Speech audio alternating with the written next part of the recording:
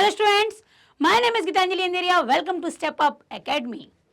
जैसा कि आपने पिछले वीडियो में सुना होगा, पढ़ा होगा कि नेताजी सुभाष चंद्र बोस अर्थात नेताजी का चश्मा हमने पार्ट 7 आपको समझाया और उसको मैंने सब टॉपिक्स में डिवाइड कर दिया था। हर टॉपिक से आपके बनने वाले प्रश्नों को भी मैंने बताया था। आपने तो पढ़ा होगा। यदि आपके मित्र समझ रहे हो या सोच रहे हो कौन से सब टॉपिक में बांटा था, हमने तो पूरी कहानी पढ़ी है, मैडम किसकी बात कर रही है, तो इतना सोचने की जरूरत नहीं है। उठाइए मेरा पिछला वीडियो और देखना शुरू कीजिए कि मैंने कैसे पार्ट को, ये टॉपिक को उसके कई सब टॉपिक्स में बांट दिया था और आपको बहुत अच्छे से समझाया। हर सब टॉपिक से उठने वाले प्रश्नों को भी मैंने बताया। अब वो प्रश्न मेरी तरफ से थे, आपने सुने और समझे। आज मैं लेकर आई हूं आपको प्रश्नोत्तर आपके ही एनसीईआरटी बुक के। कितने अपने क्वेश्चन आंसर से सिमिलर होते हैं यहाँ पर और कितने मैंने कल अतिरिक्त आपको बता दिए थे। इस सब का लेखा जोखा हिसाब किताब आप करते रहना। टीचर ये हिसाब किताब नहीं रखता कि मैं क्या पढ़ा चुका, कितना पढ़ाया था, इतना, क्योंकि हाँ ये हमें पता है कि आप पढ़ा चुके हैं, तो ये मैं बताऊंगी कि नहीं बताऊंगी, ये हमारा हिसाब किताब नहीं होता। ये आपका होता है कि आपने क्या पढ़ा, क्या सुना, क्या समझा। हम उसी बात को कई बार 10 बार रिपीट कर देते, तो कई बार हम एक बार के बाद दोबारा बोलते भी नहीं हैं। तो ये आपको देखना है कि कौन सी बात को जल्दी से पकड़ लेना है। ठीक है, तो चलते हैं फिर आगे। प्रश्नोत्तर है कि सेनानी ना होते हुए भी चश्मे वाले को लोग कैप्टन क्यों कहते थे, बताइए। वो सेनानी नहीं था, किसी फौज का सिपाही नहीं था, लेकिन फिर भी चश्मे वाले को वहां के लोग कैप्टन कहते थे। क्यों कहते होंगे, बताइए। देखिए, कैप्टन नाम के सुनते से एक सिपाही की धारणा आ जाती है कि कोई सिपाही होगा, कोई सेना का फौजी होगा, जैसा कि हालदार साहब के मन में भी आई और हमारे मन में भी आ सकती थी।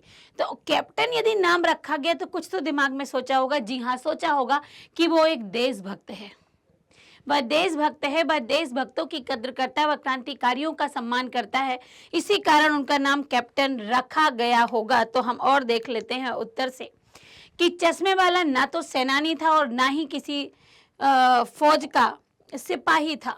वह एक गरीब अपाहिज चश्मे का छोटा सा व्यवसायी था, किंतु उसके मन में देशभक्ति की भावना कूट कूट कर भरी हुई थी। देशभक्त सुभाष चंद्र बोस के प्रति उसका सम्मान था कि उनकी बिना चश्मे वाली मूर्ति को वो देखना ही पसंद नहीं करता था, क्योंकि उसे वह चश्मा लगी मूर्ति ही पसंद आती थी। तो इसी देश भावना को देखकर, देशभक्तों के प्रति सम्मान को देखकर लोगों ने उसका नाम भले ही व्यंग में रखा हो कैप्टन, लेकिन वास्तविकता वाकई कैप्टन के जैसी ही थी। तो क्या है, उसकी देशभक्ति की भावना, देशभक्तों के प्रति सम्मान, आदर का भाव, कि उसे सुभाष चंद्र बोस की बिना चश्मे वाली मूर्ति पसंद ही नहीं आ रही थी। वो चश्मा लगने के बाद ही उनमें सजीवता के दर्शन करता था, इसीलिए लोग उसे कैप्टन कहते थे। अगला प्रश्न है, हालदार साहब ने ड्राइवर को पहले चौराहे पर गाड़ी रोकने के लिए मना किया कि भाई मत रोकना, निकल जाएंगे, क्योंकि चश्मा तो लगानी होगा मूर्ति पर, मूर्ति मजा देगी नहीं।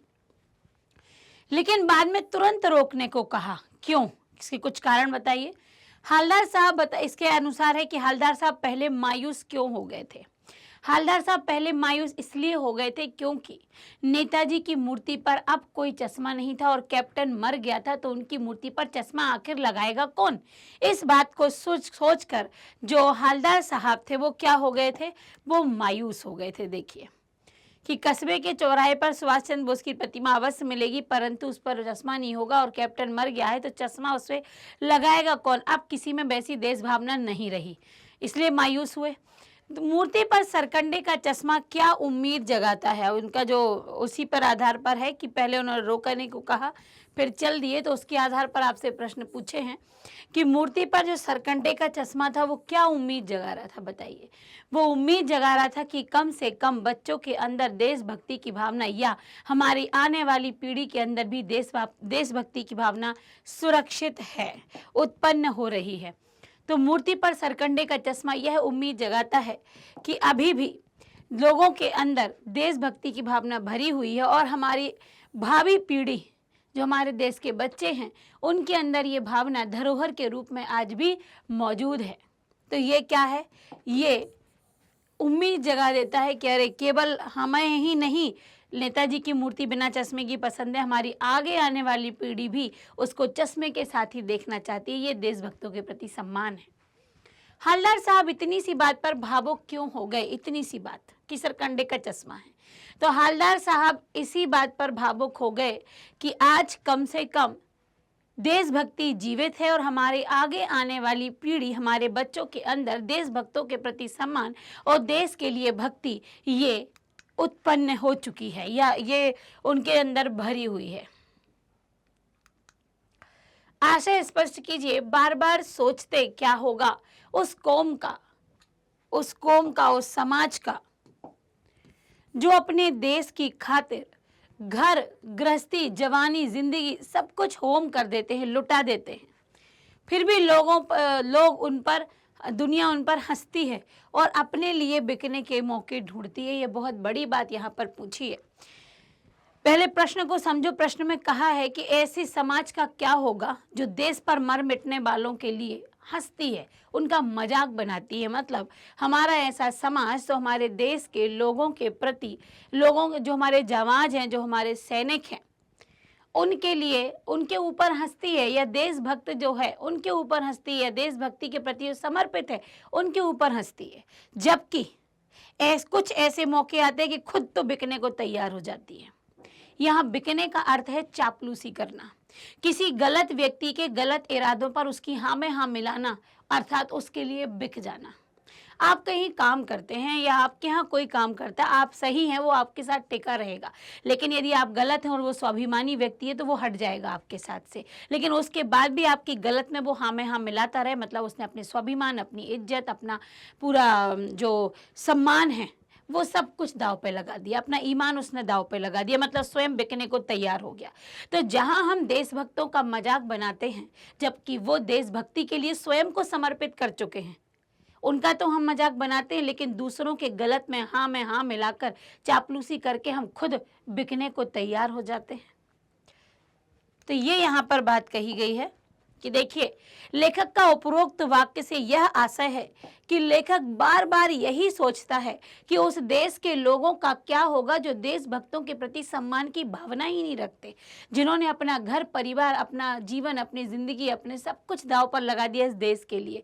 उनका मजाक बनाते हैं। वहीं दूसरों का मजाक उड़ाने वाली भीड़ जल्दी इकट्ठी हो जाती है, मजाक बना देते हैं और उन्हें अपना सामान बेचने का अवसर मिल जाता है। यहाँ पर सामान बेचने का अवसर मिलना अर्थ है, और यहाँ पर देखिए, मतलब भीड़ इकट्ठी कर लेते हैं, अपने सामान को बेच देते हैं और कई बार स्वयं बिक जाते हैं, मतलब चापलूसी में स्वयं को न्यौछावर कर देते हैं। जबकि देशभक्त ने स्वयं को न्यौछावर केवल देशभक्ति के लिए किया है, किसी गलत कार्यों के लिए उन्होंने अपने आप को न्यौछावर नहीं किया है।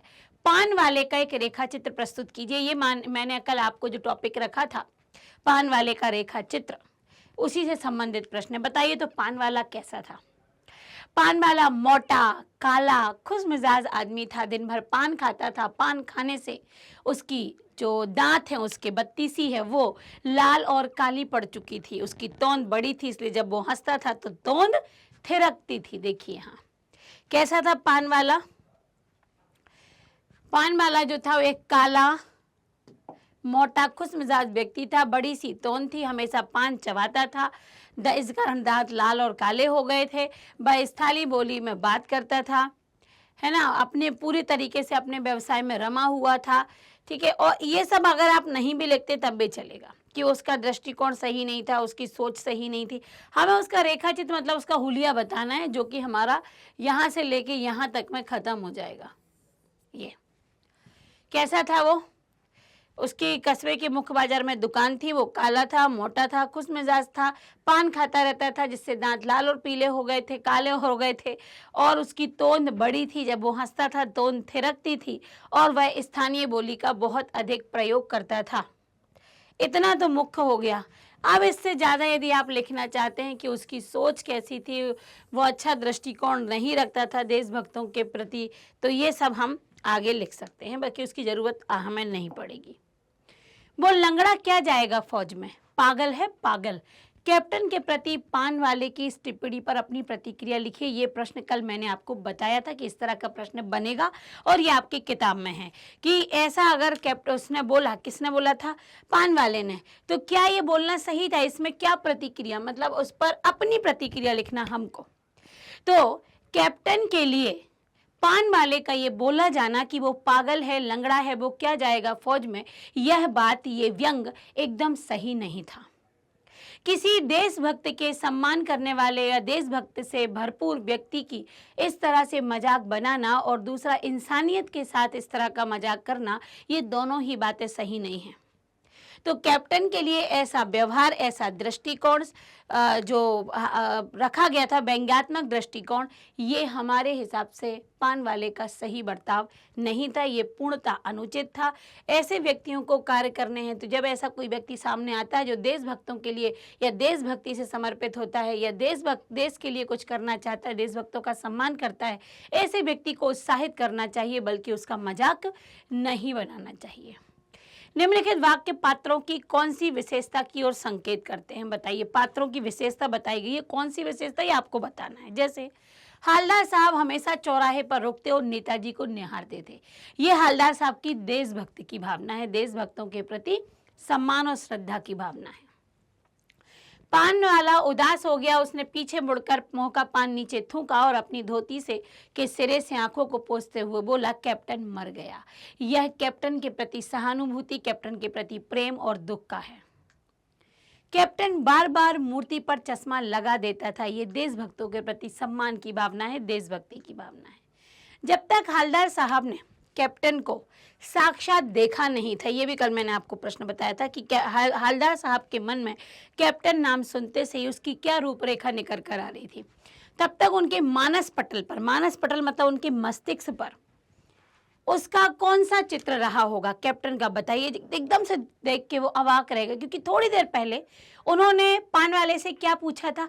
क्या वो कोई आजाद हिंद फौज का कोई भूतपूर्व सिपाही है या नेताजी के साथ वाला कोई नेता है या कोई फौजी है, ये पूछा था। तो सोचो उनके दिमाग में कैप्टन नाम सुनते से क्या आया कि वो कोई फौजी होगा, वो तगड़ा ऊंचा लंबा व्यक्ति होगा, या किसी वो होगा इनके आज़ाद हिंद फौज का कोई रहा होगा।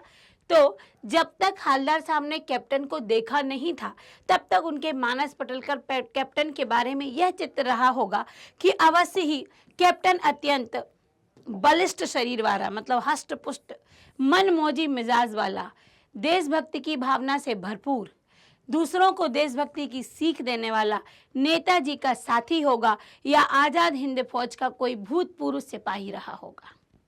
अगर नेताजी के प्रति वो इतना समर्पित है कि उन पर चश्मा लगाए रखता है, चाहे वो कोई से भी फ्रेम का चश्मा हो, तो स्वाभाविक है वो हट्टा कट्टा नौजवान लोगों को ये देशभक्ति की बात बताने वाला आज़ाद हिंद फौज का कोई भूतपूर्व फौजी रहा होगा, सिपाही रहा होगा, या नेताजी का कोई साथी रहा होगा। ये उनके मानस पटल पर चित्र उभर रहे थे कैप्टन शब्द सुनते से ही। कस्बों, शहरों और महानगरों के चौराहे पर किसी न किसी क्षेत्र के प्रसिद्ध व्यक्ति की मूर्ति लगाने का प्रचलन सा हो गया है। तो बताओ कि इस तरह की मूर्ति लगाने के उद्देश्य क्या हो सकते हैं? क्या हो सकते हैं? समाज के लोगों का ध्यान उनकी देशभक्ति की ओर केंद्रित करना, उनके मुख्य कार्यों की ओर केंद्रित करना और उनके द्वारा किए गए कार्यों से स्वयं को प्रेरित करना। तो क्या उद्देश्य होता है? महान व्यक्ति की स्मृति हमारे मन में बसी रहे, उनके द्वारा किए गए कार्यों की स्मृति बनी रहे, उनके द्वारा किए गए कार्यों के प्रति लोग और अधिक सजग रहें और उनसे प्रेरणा लेकर हम भी देश और समाज के प्रति अच्छा काम करें। या आप अपने इलाके के चौराहे पर किस व्यक्ति की मूर्ति स्थापित करना चाहेंगे और क्यों? तो हम अपने इलाके पर ये कह रहे हैं कि महात्मा गांधी की मूर्ति स्थापित करना चाहेंगे। इसका कारण यह है कि आज के परिवेश में जिस प्रकार हिंसा, झूठ और अत्याचार हो रहा है, सांप्रदायिकता, भ्रष्टाचार हो रहा है, उनके जो आदर्श थे अहिंसा का, उनका जो आदर्श सत्य का, अहिंसा का, निस्वार्थ था, है ना, भ्रष्टाचार नहीं होते थे, उनमें जो उनके अंदर जो गुण थे उन्हें देखकर लोगों को वो गुण याद आए और जो ये समाज में ये इस प्रकार की भावनाएं फैल रही हैं वो दूर होकर वातावरण अच्छा बने। या उस मूर्ति के प्रति आपके और दूसरे लोगों के क्या उत्तरदायित्व होने चाहिए? मूर्ति की सफाई होनी चाहिए, मूर्ति बस समय समय पर मूर्ति का जो कलर है वो होता रहना चाहिए। उनके नाम पर जो उत्सव या त्योहार आते हैं या जयंतियाँ आती हैं वो वहाँ पर मनाना चाहिए, है ना। तो यही देखिए होता क्या है, गरिमा का ध्यान रहे, हम ना तो मूर्ति का अपमान करें ना करने दें, मूर्ति की हम सफाई रहे, मूर्ति का रंग रोगन करवाते रहें और उनके उत्सव, उनके जन्म दिवस, उनकी जयंतियों पर उनके आसपास के कार्यक्रम चलते रहें, उन पर माल्यार्पण होता रहे। सीमा पर तैनात फौजी ही देश प्रेम का परिचय नहीं देते, हम भी अपने दैनिक कार्यों में किसी ना किसी, ये मैंने कल आपको बताया भी था, मैं भी फिर बताऊंगी, देश प्रेम प्रकट करते हैं। जैसे सार्वजनिक संपत्ति को नुकसान न पहुंचाना, पर्यावरण संरक्षण आदि। अपने जीवन जगत से जुड़े ऐसे और कार्यों का उल्लेख करिए, उस पर आप अमल भी कीजिए। कल मैंने आपको बताया था कि आज आपसे कोई नहीं कह रहा कि जाके आप बॉर्डर पर तैनात हो जाओ, क्योंकि वहाँ हमारे सिपाही हैं और जंग के लिए भी तैयार होते हैं। कोई नहीं कहता आपसे कि आप किसी फौज में जाके भर्ती हो जाओ, आप किसी नेवी में चले जाओ, कोई आपसे नहीं बोलता। आपको अपने ही घर में रहते हुए, अपने ही समाज में रहते हुए भी देश की भक्ति के प्रति आप समर्पित हो सकते हैं, देश की सेवा कर सकते हैं। हमारे सरकारी जितने भी दफ्तर होते हैं, हमारे सरकारी जितने भी नियम कानून निकलते हैं, उनकी जितनी भी संपत्ति आप मार्केटों में कहीं कहीं कुछ कुछ लगा हुआ देखते हैं, जो सरकार की प्रॉपर्टी है, जो हम सब के उसमें भागीदारी है, उसको हम नुकसान ना पहुंचाएं। किसी भी सरकारी भवन को हम नुकसान ना पहुंचाएं, राह चलते लोगों को हम परेशान ना करें, कहीं पर भी किसी भी प्रकार की आपत्तिजनक घटनाएं हम ना पैदा करें, पैदा करने वालों को हम रोकें, किसी की हम मदद करें। पर्यावरण कहीं असुरक्षित दिख रहा है, गंदगी फैल रही है, उसकी सफाई करें और उसकी सफाई करवाएं। पर्यावरण को जहां नुकसान पहुंच रहा है, उन वस्तुओं का इस्तेमाल हम स्वयं से कम करें। आपको देखकर दूसरा, तीसरा, चौथा, पांचवा, 10वां, 100वां हर व्यक्ति करेगा, तो धीरे धीरे धीरे धीरे जितनी भी गंदगी फैल रही है जिस वस्तु से, वो कम हो जाएगी। तो ये क्या हुआ, ये भी हमारी एक प्रकार से हमने देशभक्ति समर्पित की, देश का सम्मान किया, देश के सुरक्षा में हाथ बटाया, देश के सम्मान में हाथ बटाया। तो जल संरक्षण, विद्युत संरक्षण, कानून संरक्षण, देशभक्तों के पद चिन्हों पर चलना, नेताओं के जन्म दिवस, उनकी पुण्यतिथियों, उनके उपदेशों को स्मरण करना, देश की स्वच्छता का ध्यान रखना, गलत नीतियों के सुधार करना, सनीतियों के प्रचलन आदि के अमल द्वारा हम देश प्रेम की भावना को प्रकट कर सकते हैं। मैंने भी बताई और कुछ इस उत्तर ने भी बताई। इतने सारे काम करके भी आप देश की प्रगति में अपना सहयोग दे सकते हैं। अगर ये सहयोग घर से प्रारंभ होता है तो राष्ट्र तक चला जाता है। एक व्यक्ति से प्रारंभ होता है, 100, 1000, सैकड़ों, लाखों व्यक्तियों तक चला जाता है। तो इसीलिए पहली शुरुआत स्वयं से करो। पहली शुरुआत जब हम करते हैं तो देखने वाला हमसे देखकर भी सीखता है। हम उसको उपदेश दे सकते हैं, उसको सिखा सकते हैं, काम पर अमल करवा सकते हैं, या आपको देखते हुए आपकी आने वाली भावी पीढ़ी, आपके भाई बहन और अड़ोस पड़ोस के बच्चे भी सीख सकते हैं। तो ये क्या है, ये भी देश की प्रगति में हमारा एक अमूल्य सहयोग है। अगला प्रश्न है, निम्नलिखित पंक्तियों में स्थानीय बोली का प्रभाव स्पष्ट रूप से दिखाई देता है। आप इन पंक्तियों को मानक हिंदी में लिखिए, मतलब सही और शुद्ध हिंदी जो साहित्य में प्रमाणित है और जिसे मानक भाषा माना गया है, जिसे व्याकरण ने सही और उचित रूप दिया है। मैंने कल भी आपको पढ़ाते पढ़ाते ये करवाया था। इसमें कौन से आपके जो हैं वो स्थानीय बोली के शब्द दिखाई दे रहे हैं, तो ग्राहक, चौड़े, चौखट, कैप्टन किधर, उधर, बिठा दिया। तो क्या है ये स्थानीय बोली के शब्द हैं। अगर हम इनको कहें तो ग्राहक का क्या हो जाएगा, ग्राहक का हो जाएगा ग्राहक। ग्राहक नहीं होता है, ग्राहक होता है। उधर नहीं होता है, उधर होता है। बिठा दिया नहीं, लगा दिया। चौखट नहीं होता है, फ्रेम कह सकते हैं हम उसको। किधर नहीं होता है, किधर होता है।